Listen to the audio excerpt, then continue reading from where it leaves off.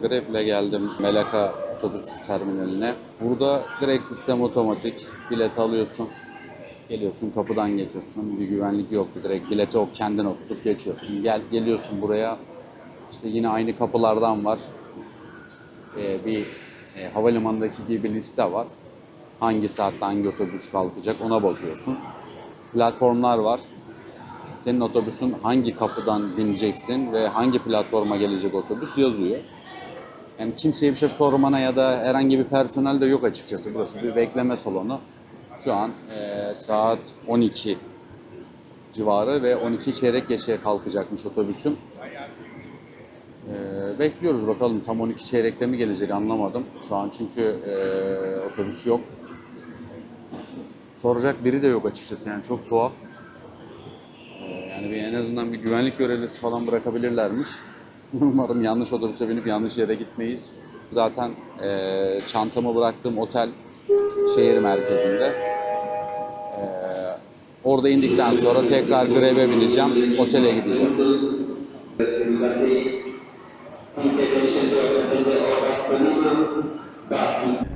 Otobüse bindim.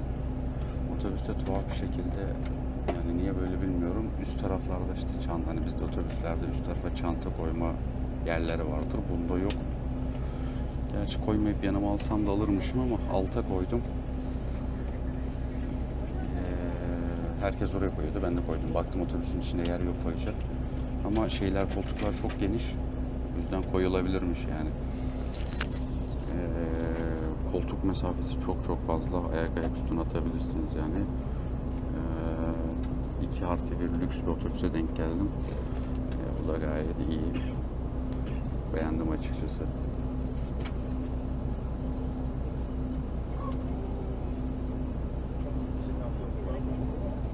Kuala Lumpur'a gideceğim. Kuala Lumpur'da Busto butik otelde çantam var. Valizim var. Bu tip yolculuk yapmaya alışık olmadığımız için bir hata yaptık. Gittik valiz aldık. Orta boy valizlerden. Bu tip seyahatlerde valiz alan tek kişi benimdir herhalde. Tabi bu da acemiliğimiz. Tabi farklı düşünceler vardı. O yüzden çok önemsememiştim ama anlaşılan sürekli yer değiştireceğim ve valiz çok ayak bağı oluyor. Ve içinde bir tık da yanlış getirdiğim eşyalar var. Ama atmaya kıyamayacağım eşyalar. O yüzden şöyle bir düşüncem var. Kuala Lumpur'a gittiğim zaman bir çıkacağım. Bu büyük tip sırt çantalarından bakacağım. Fiyatları ne, alabilir miyim diye. Eğer olursa çantadaki eşyaları azaltıp valize koyacağım. Eşyalarımı sırt çantasına aktaracağım. Laptop çantam ve saç çantası olacak sadece. Valize de fazla eşyaları aktarıp tekrardan Malaka'ya geldiğim zaman buradaki Türk abimiz Özgür abiye bırakmayı düşünüyorum. Eğer tabii kabul ederse. Hem valiz ayak bağı hem de içinde birkaç parça gereksiz eşya var. İşte hava soğuk olur diye yanıma aldığım bir iki eşya var. Onları çıkarmayı düşünüyorum. Pantolonlar var. Pantolonları da çıkarmayı düşünüyorum. Çünkü burada pantolon giyemeyeceğim anlaşılan. Tabii çalışırsam lazım olacak. İş yerine gidip gelirken vesaire lazım olacak ama iş yerinde şort olmaz herhalde bilmiyorum. İşin durumuna göre değişir. Ona da o zaman bakarız. Zaten çok da bir şey değil yani sabah geldin akşam dönebiliyorsun yani 2 saat zaten. Tam 2 saat sürüyor. Gelirken 3'te binmiştim, 5'te inmiştim. Tam yani çok dakik işliyor. Mesela platformlarda sayaç var. Bilmiyorum gözüküyor mu ama kırmızı bir sayaç var. Otobüs platforma yanaşıyor ve yolcuların hemen işte binip otobüsün de o süre içerisinde kalkması gerekiyor. Çok güzel bir sistem kurmuşlar gerçekten. İşte yok gecikme, yok şu bu yok yani. Bilet usulü çok güzel. Biletimi ne yaptım bilmiyorum. Bilette şöyle kare kod sistemi var. Kapılardan geçerken kare kodu okutuyorsun. Geçiyorsun. Gayet güzel. Kapı yazıyor. otobüsün yanaşacağı platform yazıyor. Gideceğin yer, saat, koltuğun. Böylelikle hiç kimseye bir şey demeden gelip kendin binebiliyorsun. Ben buraya normalde Bet'le birlikte gelecektim. Fakat Bet'le ufak bir yanlış anlaşılma oldu. Yanlış anlaşılma değil de benim yaptığım bir davranıştan dolayı rahatsız oldu. Neydi bu davranış? Biz Türk milleti olarak biliyorsunuz biraz korumacı bir yapıya sahibiz. Ben de biraz fazla titiz biriyim. İşte karşıdan karşıya geçerken ya da bir durum olduğunda yanımdaki kişiye ister istemez yani refleks olarak müdahale ediyorum. Bu da bunu rahatsız etti. Neden rahatsız etti? Söylediği şey şu, takıldığı nokta şu. Direkt söylediğini aktarıyorum. Ben güçlü ve akıllı bir kadınım. Bebek bakıcılığına ihtiyacım yok. Ben birçok ülke gezdim. Yani kendi başımın çaresine bakabilirim. Bana bu şekilde davranmana gerek yok. O zaman tamam dedik. Tabii o arada bir kopma oldu. Bir gün görüşmedik. Açıkçası planımız da vardı. O gün bir yere gidecektik. Gidemedik. Bu problemden dolayı. Kendisi ertesi gün sabah solo olarak kendisi geldi buraya. O gün de konuşmadık açıkçası. Yani konuşsaydık bunu o gün çözüp beraber de gelebilirdik ama konuşmadık. Ertesi gün sordum, dedim ki yani benimle ilgili bir problem mi var? O da dedi ki bu tip davranışların veya söylediğin sözler rahatsız ediyor dedi.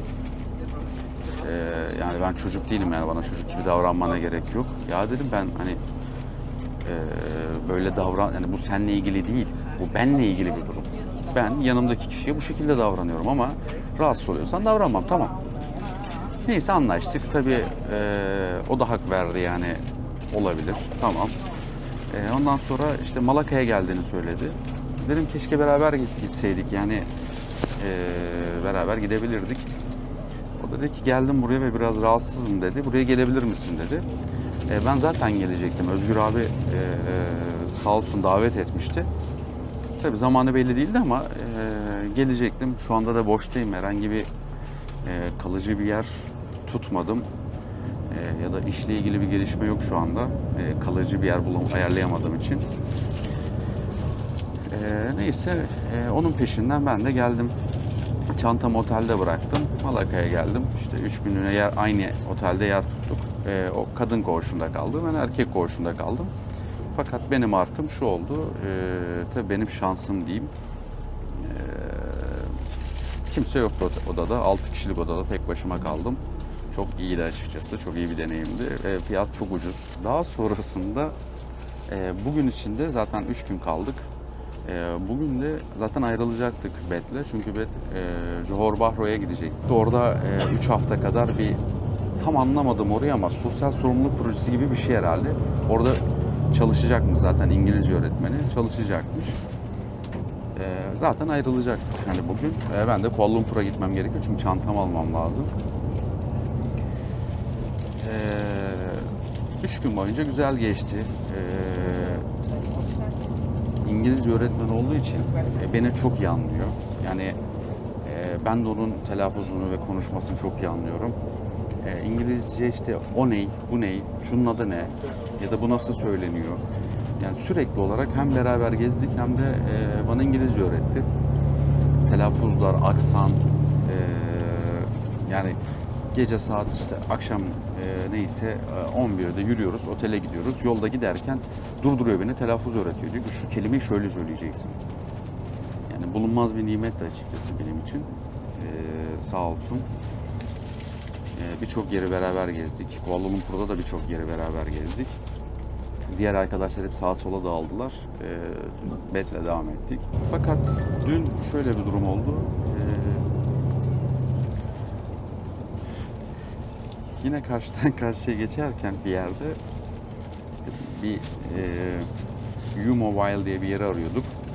Bayağı bir dolaştık işte. Ana bayisini arıyorduk. Yanlış yerin tarifini vermişler işte. Alt bayiymiş. Orada işte ne işlem yapacak onu da anlamadım ama onun bir işi vardı. İşte onu ararken yine karşıdan karşıya geçerken bir yerde böyle araba vardı.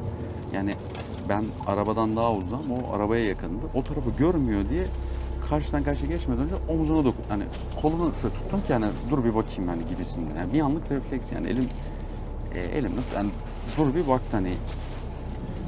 Evet. Düşününce evet çocuklara yapılan bir hareket bu. Ama işte refleks de açıkçası.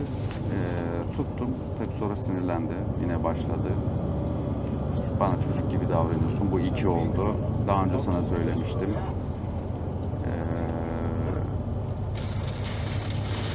Dedi. Ya bu hareketten rahatsız oldu. Yani normalde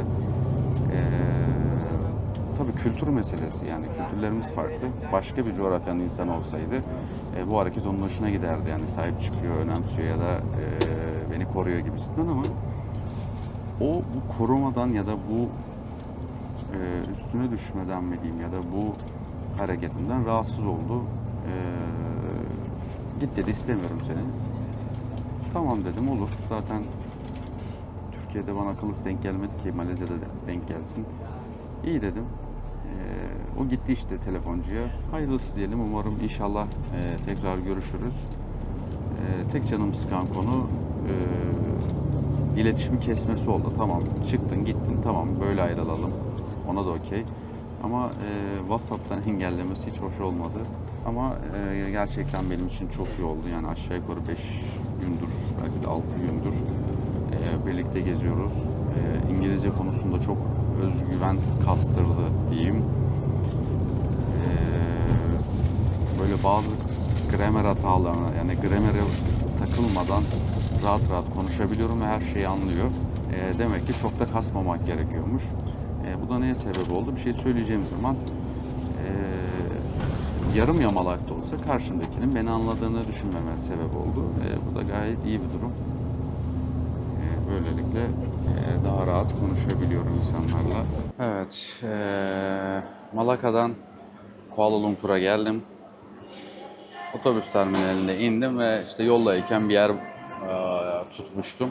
Otobüsten indim, Grab çağırdım. Grab'le tuttuğum yere gittim. 2 günlüğüne bir yer tutmuştum. En azından dedim 2 gün burada geçireyim, sonra tekrardan Malaka'ya dönerim. Bindim Grab'e, işte tuttuğum yere gittim. Çok rezil bir yer çıktı. Aşırı rezil bir yerde. Ben de o yüzden hemen iptal ettim. O arada yağmur başladı. Ne yapayım? Nereden yer tutayım diye bakarken böyle hiçbir yer tutasım gelmedi. Yani nedense içim şeye gitmek istedi. Yani Malaka'ya dönmek istedim. Ben de tekrardan Grab'e bindim. Geri döndüm. Şu anda otobüs terminalindeyim. Otobüsün saatini bekliyorum. Malaka'ya geri döneceğim. Niye geri dönüyorum? Birincisi oradaki otel çok güzeldi. İkincisi hafta sonu oranın asıl zamanı. Yani orası bir tatil bölgesi. Asıl zamanı hafta sonu. Bütün dükkanlar hafta sonu açılıyor. Dışarıdan tüccarlar ucuz ürünlerini getirip işte orada açıyorlarmış vesaire. Çok enteresan bir hal alıyormuş hafta sonu. Hem onu görmek istiyorum. Hem birkaç fazla eşyam var. Onları Özgür abiye bırakacağım.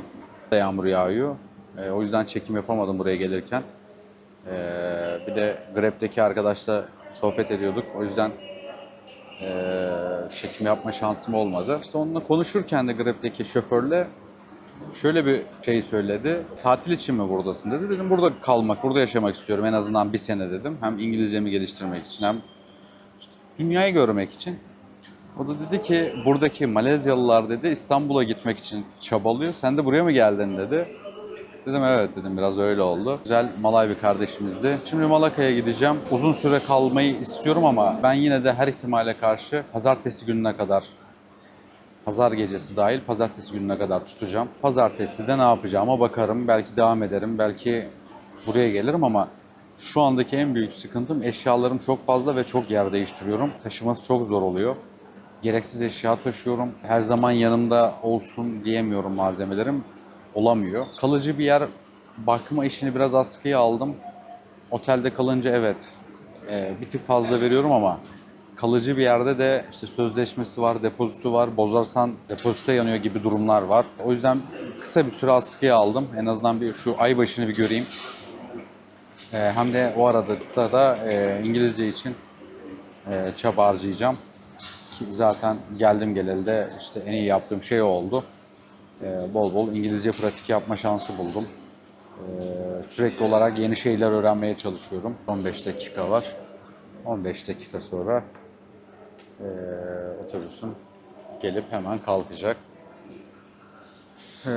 Onun haricinde şu durumdayım. Koca valiz. Bu şeye giderken götürdüğüm eşyalarım, Malakka'ya giderken götürdüğüm eşyalarım. O normalde valizin içine sığar da kirliler var diye koymadım. Valizdeki eşyaları azalttığım zaman bir nebze rahatlamış olacağım. Onun haricinde bir süre Malakka'da geçirmek istiyorum. Sonrasına bakacağız.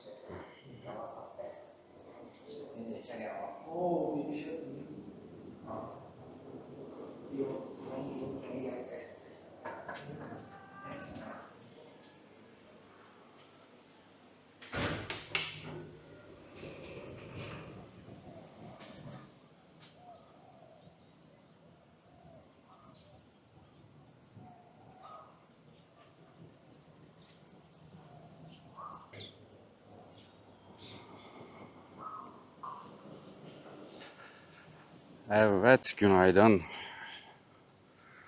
Malakka'da yeni bir gün daha. Ve burası çok güzel. Otelim ayrı güzel. Çok memnunum. Çalışanlarından, temizliğinden. Tabii 6 kişilik koğuşta tek kalıyorum. Onun da bir ekstrası var ama öyle olmasa da çok sorun olmaz. Hatta iyi bile olabilir yeni insanlarla tanışmak. Çünkü bunu bırakmayacağız. İngilizce konuşmak için, yeni insanlarla tanışmak için bu çok iyi bir fırsat.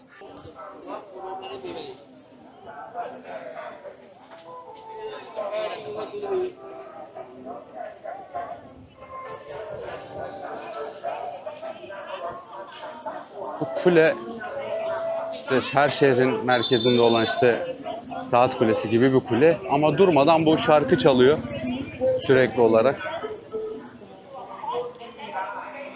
Çok enteresan. Evet, bu çeşme de böyle güzel bir çeşme.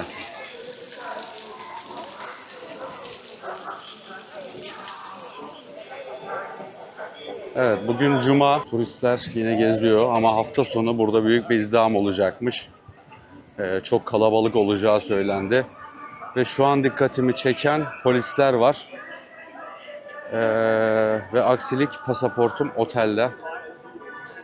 Bu kadar insan içinde de gelip beni durdurup çıkar bakayım pasaportun demezler herhalde. Derlerse de bulacağız bir çaresini.